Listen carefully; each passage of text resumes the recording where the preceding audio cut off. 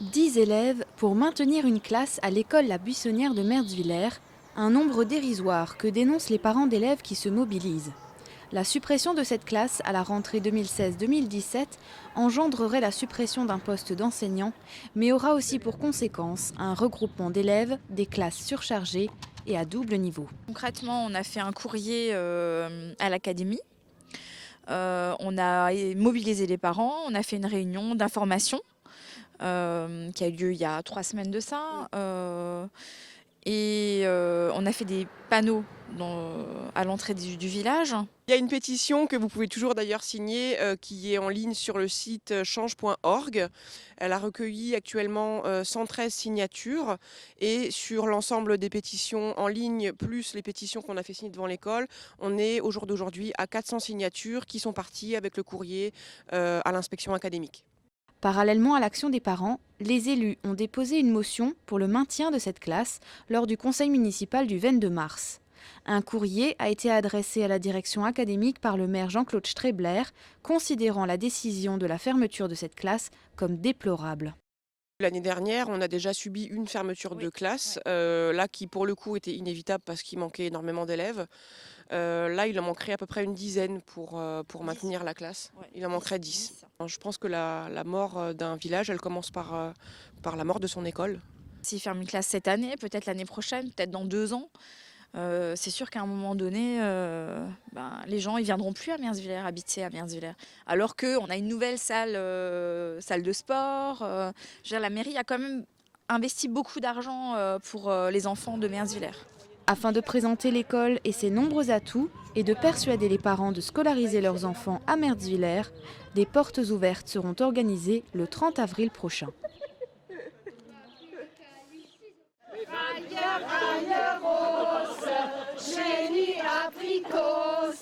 15 Jahre für Frühjahr für unsere Spruch. Niederbrunn feiert dieses Jahr den Geburtstag auf einem ganz besonderen Ort. Mit 4 Gedichterinnen gehen Zuschauer durch die Stadt spazieren und an 7 Stationen hören sie Gedichtle, Liedle oder Fabeln auf Elsassisch zu. Ringele Ringele Hopsasa heisst der Spaziergang. Es sind bekannte Versle. Versle, wie uns unsere Grand-Mère früher als aufgesagt hat oder gesungen hat. Aber wir haben auch 2, 3 Dings dazu gesetzt. Und es ist auch eine Fabel dabei von Jean-Jacques Bastian. Das lassen wir notieren. Ja, und es sind Gedichte und alte Kinderreimle, vor allem für die Kleinen, dass sie lernen, die Sprache lernen, über dem Singen, über dem Erzählen.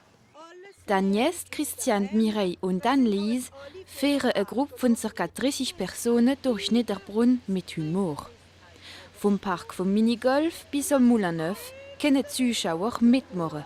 Es sind viele dabei, wie als Kind die Lieder gelehrt und gesungen haben.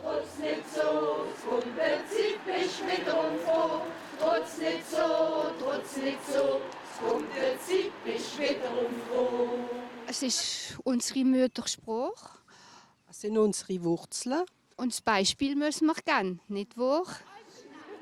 Vom 1. März ab bis am 30. Juni können wir im ganz Elsass ein Frühjahr für unsere Sprache feiern. Den Veranstaltungskalender finden wir auf dem www.frühjahr.com.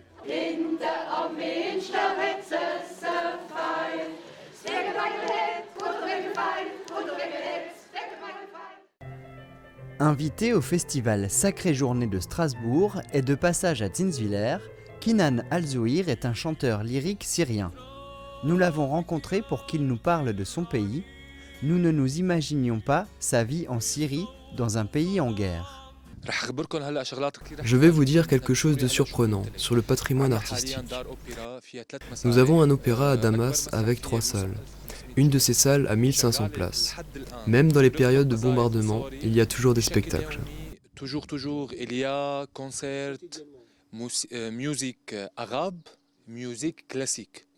Rossini, Verdi, Mozart, plus musique arabe. Il y a 2 orchestres. نشكر كل حين إلهنا الأمين 4 années d'études au conservatoire de Damas lui permettent de rejoindre plusieurs groupes et même de monter sa propre chorale. Sa voix de basse baryton interprète des chants allant de la liturgie occidentale ou byzantine à des chants d'opéra ou folkloriques. Le peuple syrien est un peuple musicien. Depuis l'aube des temps. On oublie souvent de dire que dans la ville d'Ougarit, où on a trouvé le premier alphabet, on a aussi trouvé les premières notes, la première partition. Malgré la guerre, il y a 5000 musiciens professionnels en Syrie. On a par exemple des troupes de ballet ou encore des plasticiens renommés. La donna è abile, qual piuma al vento, muta d'accento e di pensiero. La donna è abile, qual piuma lento, muta d'accento e di pensiero. Kinan a un projet de tournée en France intitulé « Voyage en Syrie » avec des chansons en lien avec les villes de son pays. Son pays, Bouatani, thème de ce dernier extrait.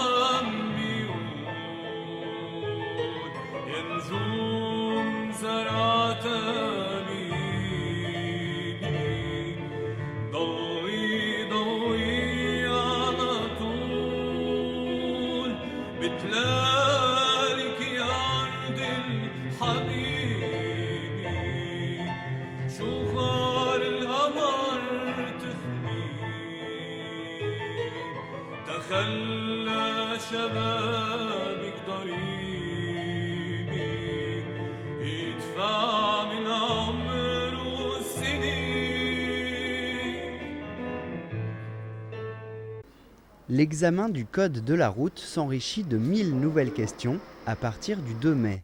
Plus réalistes, elles permettent de comprendre les règles. Autre nouveauté, ce ne seront plus les inspecteurs qui surveilleront l'examen du code. Après le code La Conduite, depuis 1 an, à l'auto-école Avenir, les débutants s'entraînent sur un simulateur pour apprendre les bases et notamment la recherche du fameux point de patinage. Oui, c'est super réaliste. Ce qui est super bien aussi, c'est que l'embrayage est vachement sensible. Ce qui fait que le jour, parce que sur une voiture diesel, pour démarrer, ils ont tendance à patiner dans l'embrayage.